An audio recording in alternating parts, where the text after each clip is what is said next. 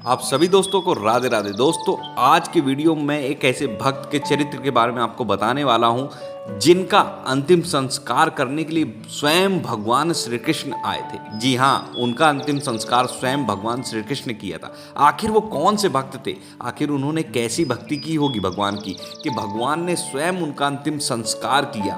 किन किन चीज़ों का त्याग किया होगा उन्होंने? ये आज हम जानेंगे आज के इस वीडियो में, इसलिए वीडियो को बिना स्किप किए पूरा देखना। बहुत शॉर्ट वीडियो है। मैं बात कर रहा हूँ भक्त रसखान जी की, जिनका संबंध बादशाही वंश से था और वो दिल्ली के एक बहुत समृद्धशाली पठान थे, यानी कि पैसे, धन दौलत, किसी चीज़ की कमी नहीं थी। उनका जो जन्म था वो 1640 में हुआ था। उनकी अब भाषा की बात की जाए तो उन्हें हर भाषा में वो उत्तम थे और कवि, यानी कि अपनी बातों को वो कविताओं में उतार देते थे। ब्रज भाषा में जितनी बेहतर तरीके से उन्होंने अपने हृदय के भाव को व्यक्त किया है, उतना अन्य किसी कवि के लिए करना बहुत कष्टकारी होगा। अगर उनकी बात की जाए कि विशेषता की, तो उन्होंने अपने लौकिक प्रेम को भगवत प्रेम में कन्वर्ट कर दिया था। संसार का परित्याग करके वे हमेशा नंद कुमार, यानी कि भगवान श्री कृष्ण के दरबार के सदस्य हो गए थे। एक समय जब कहीं भागवत कथा हो रही थी और वो वहाँ पहुँचे तो व्यास गद्दी के पास भगवान श्याम सुंदर का एक चित्र रखा हुआ था। उनकी आंखों में भगवान का वो रूप माधुर्य समा गया। उन्होंने प्रेममयी मीठी भाषा में व्यास से भगवान श्री कृष्ण का पता पूछा और ब्रज के लिए चल पड़े।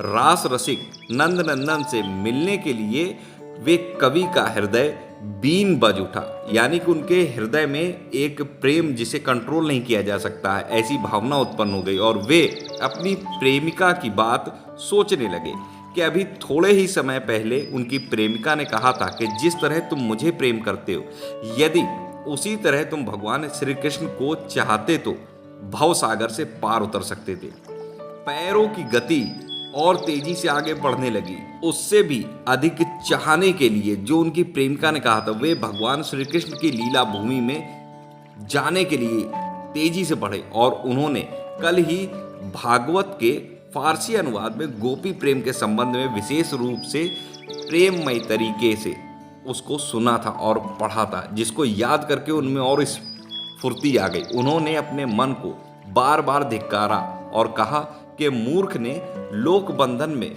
मुक्ति सुख मान लिया था, जबकि उनके गले में भक्ति की मधुर रागनी ने अमृत खोल दिया था। ब्रज की रज का मस्तक से, यानी कि उनके माथे से स्पर्श होते ही, भगवती कालिंदी के जल की शीतलता का स्पर्श पाते ही उनके अंदर एक अलग सा कंपन होने की उन्हें अनुभूति होने लगी। भगवान श्याम सुंदर को छूने वाली उन लताओं की हरियाली जब उनके नैनों में पड़ी तो वे अपनी सुध-बुध खो बैठे। संसार छूट गया और मन भगवान में रम गया। उन्होंने वृंदावन के ऐश्वर्य की स्तुति की, भक्ति का भाष्य किया। उन्होंने वृंदावन के जड़ जीव चेतन और जंगम में आत्म अनुभूति की आत्मीयता देखी। पहाड़, नदी और विहंगों से अपने जन्म जन्मांतर का संबंध जोड़ा। कितना अद्भुत आत्मसमर्पण था उनका, भाव माधुर्य था। प्रेम सुधा का निरंतर पान करते हुए ब्रज की शोभा देख रहे थे। उनके पैरों में विरक्ति की बेड़ी थी, हाथों में अनुरक्ति की हथकड़ी थी, हृदय में भक्ति का बंधन और मुक्ति थी। रसखान के दर्शन से ब्रज तो धन्य हो उठा और ब्रज के दर्शन से रसखान का जीवन सफल हो गया। वे गोवर्धन पर श्रीनाथ जी के दर्शन के लिए मंदिर में जाने लगे तो द्वारपाल ने धक्का देकर उन्हें बाहर निकाल दिया। श्रीनाथ जी के आंख लाल हो उठी। इधर रसखान की स्थिति विचित्र थी।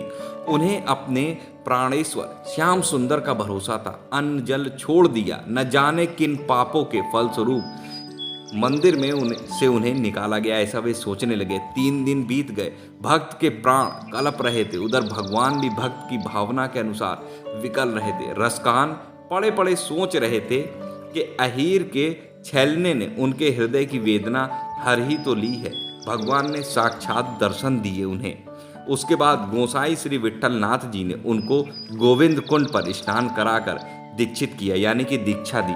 रसखान पूरे रसिखान हो गए। भगवान के प्रति पूर्ण रूप से समर्पण का भाव उनके अंदर जागृत हो गया।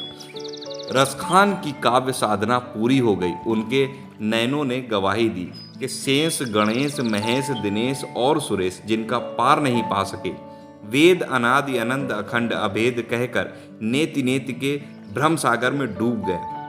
उनके स्वरूप का इतना भव्य रसमय दर्शन जिस सुंदर रीति से रसखान ने किया, वे इतिहास की एक अद्भुत घटना। वे आजीवन ब्रज में ही भगवान की लीलाओं को अपना काव्य रूप देते हुए विचरण करते रहे। भगवान ही उनके एकमात्र प्रेमी सखा और संबंधी थे। 45 साल की अवस्था में उन्होंने भगवान के दिव्य धाम की भी यात्रा की।